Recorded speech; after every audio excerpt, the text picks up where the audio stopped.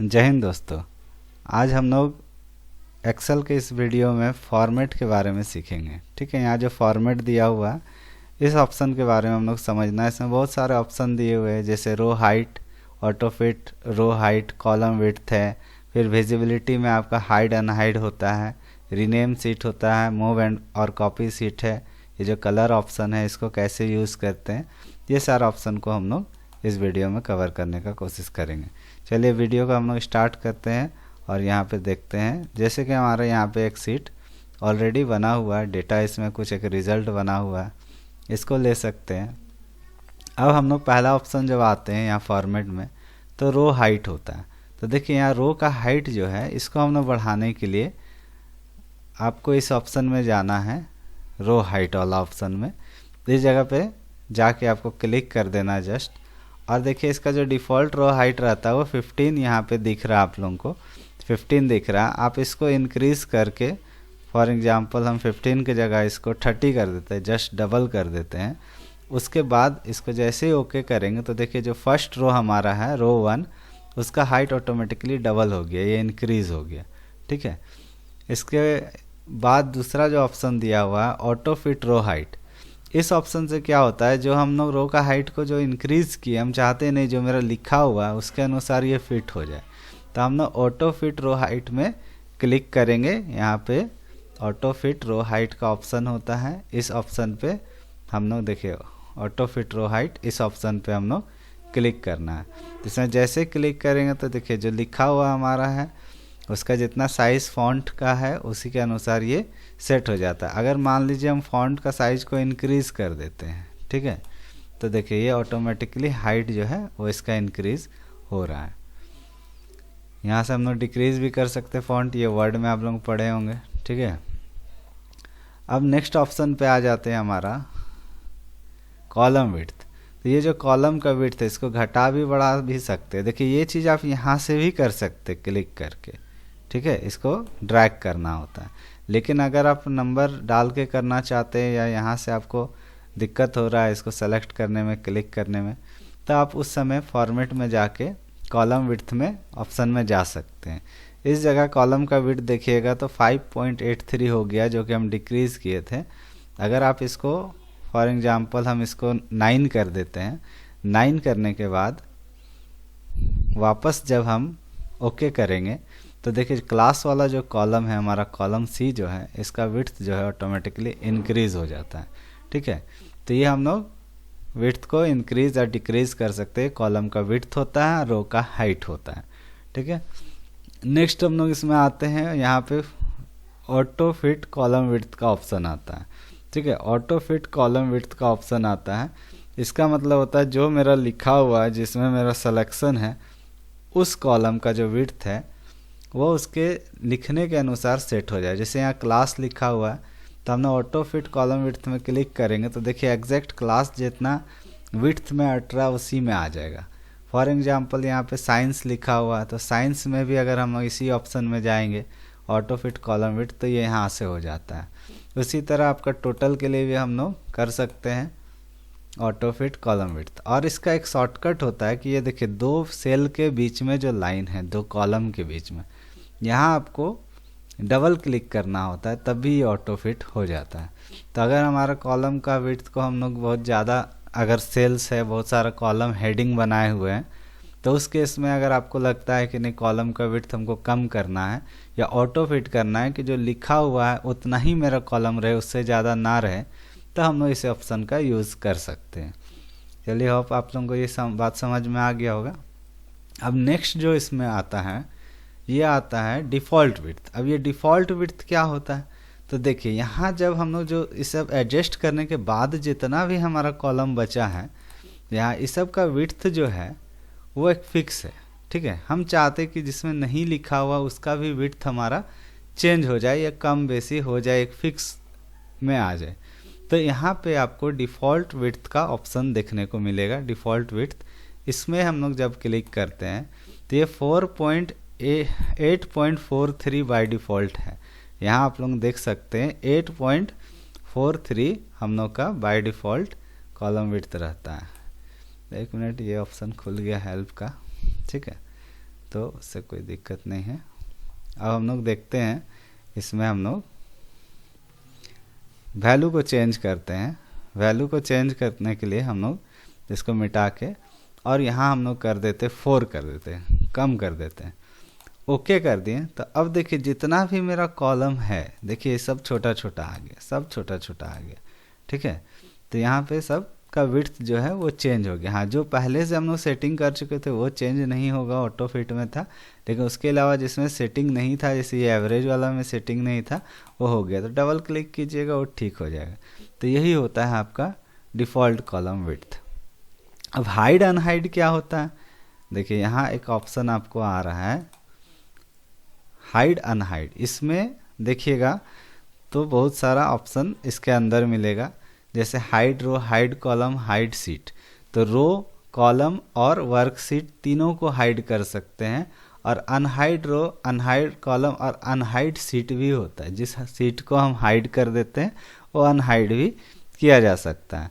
अब इसको हम लोग देखते हैं, जैसे फॉर एग्जांपल हम रो को हाइड करना चाहते हैं। यहाँ जैसे कि मेरा 3 से है रोल नंबर, ठीक है। और यहाँ पे आप लोग देख सकते हैं कॉलम जो है हमारा रो दिया 1 2 3 4।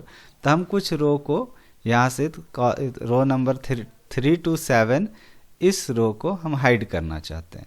तो पहले उतना को सेलेक्ट कर लेंगे, यहाँ से जाएंगे हाइड अनहाइड ऑप्शन में जाएंगे और हाइड रो का ऑप्शन आपको यहाँ दिखेगा। हाइड रो के ऑप्शन पे क्लिक कर देना है। जैसे ही आप इस ऑप्शन पे क्लिक कीजिएगा, ये देखिए इधर का हमारा तीनों जो रो है 1 2 के बाद हाइड हो गया। 3 4 5 6 7 तक हम सेलेक्ट किए थे, वो ऑटोमेटिकली हाइड हो गया।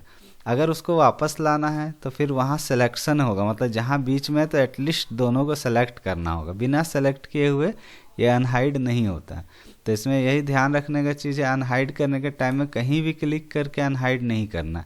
जहाँ वो हाइड है वहाँ सिलेक्शन होना चाहिए आपका, ठीक है। ये सिलेक्शन कर लेने के बाद आपको हाइड अनहाइड ऑप्शन में ही जाना है और इस जगह पे अनहाइड रो का ऑप्शन आपको दिखेगा। अनहाइड रो के ऑप्शन पे आपको क्लिक कर देना है। देखिए जो मेरा हाइड किए हुए थे 3 से 7 8 तक, वो सारा हमारा अनहाइड हो चुका है और इसको हम दोबारा से विजिबल हो गया। अगर हम और कॉलम को अगर हाइड करना चाहते हैं, जैसे ये सब्जेक्ट सारा हम हाइड करना चाहते हैं, हम चाहते सिर्फ टोटल और एवरेज दिखे, तो आपको फिर से फॉर्मेट में ही जाना है, हाइड अनहाइड में जाना है और यहाँ पे हाइड कॉलम का ऑप्शन आपको दिखेगा। इस ऑप्शन पे आपको क्लिक कर देना है। जैसे ही आप इसमें क्लिक कीजिएगा, देखिए कॉलम जो है हमारा ABC के बाद DEFGH तक हाइड है, I से आ रहा है।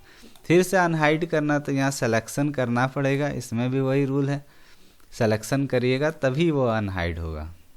अब जाने के बाद हम कॉलम को हाइड किए थे, तो हम लोग यहाँ कॉलम को ही अनहाइड करना है, ठीक है, रो को नहीं करना है, कॉलम है ये। तो कॉलम अनहाइड किए, देखिए फिर से ही हमारा हिंदी इंग्लिश मैथ साइंस सारा सब्जेक्ट का आ गया रिजल्ट, यहाँ पे विजिबल हो गया, ठीक है।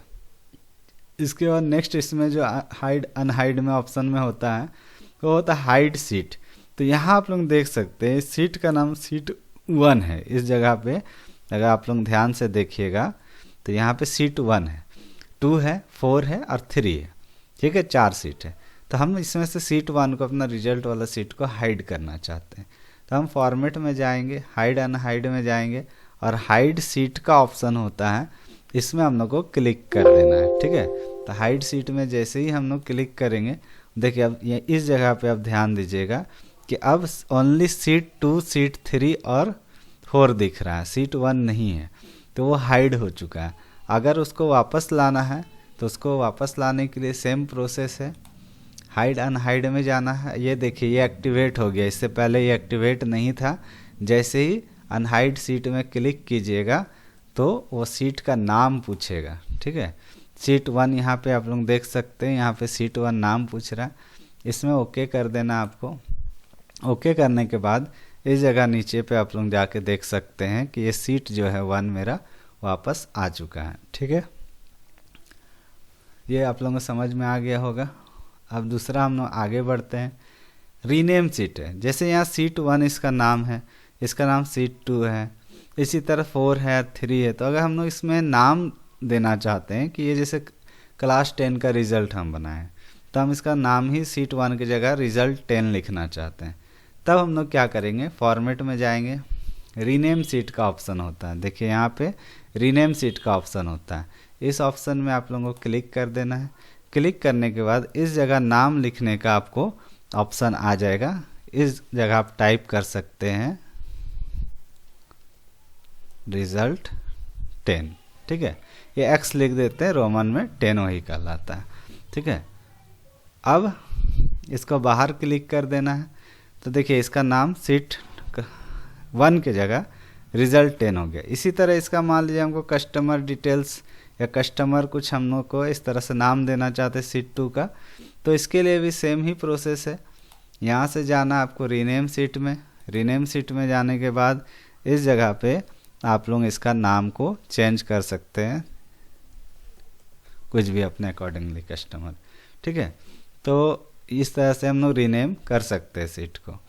अब हम लोग नेक्स्ट आते हैं, इसी फॉर्मेट ऑप्शन में हमारा मूव और कॉपी है। जैसे रिजल्ट 10 को हम लोग चाहते हैं कि ये लास्ट में आ जाए, तो हम लोग मूव और कॉपी में जाएंगे, जिसको मूव टू द एंड कर देंगे, ठीक है। यहाँ पे देख सकते हैं मूव टू द एंड कर देंगे और ओके कर देंगे।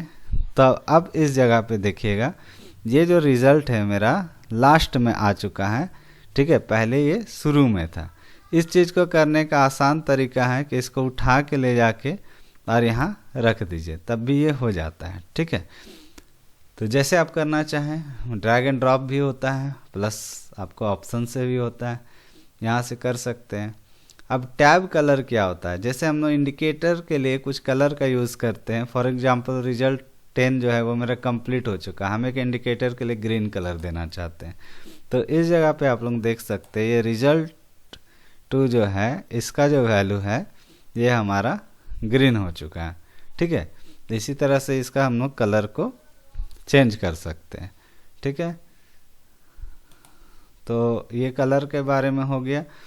और भी सीट का आप लोग करना चाहें तो कर सकते हैं, कलर चेंज करना चाहें तो कलर चेंज भी हो जाता है, ठीक है। इस जगह पे सीट देखिए कस्टमर वाला का कलर हमारा हो गया है येलो। तो इस तरह से हम लोग ये फॉर्मेट मेनू का यूज़ करते हैं। इसमें हमारा प्रोटेक्ट सीट वगैरह ऑप्शन है, वो हम बाद में कवर करेंगे, ठीक है। वीडियो बहुत लंबा होते जा रहा है, ठीक है। होप आप लोगों को समझ में आया होगा। अगर समझ में आ गया यहाँ तक आप वीडियो देखें तो एक बार सब्सक्राइब जरूर करिए। Thank you.